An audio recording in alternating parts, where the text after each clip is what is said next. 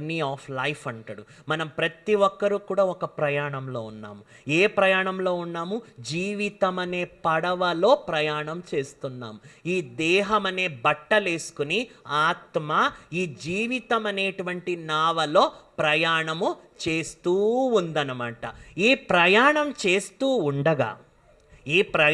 చేస్తూ ఉండగా భగవద్గీతలో ఒక మాట చెప్పారు. భగవంతుడు ప్రతి ఒక్కరి జీవితంలో ఒక్కసారి వస్తాడంట. వాణ్ణి గనక మనం గుర్తించకపోతే వాడు మనకు అర్థం కాదంట. భగవంతుడు మన దగ్గర చాలుష రూపంలో రాడు. భగవంతుడు వచ్చేది సాటి మానవుని రూపంలో నేను వస్తానని భగవద్గీతలో చెప్పారు. సత్యనారాయణ కథలో కూడా చూపించారు. మానవుడు రూపంలోనే భగవంతుడు వస్తాడు. కానీ మీరు గుర్తించకపోతే మీ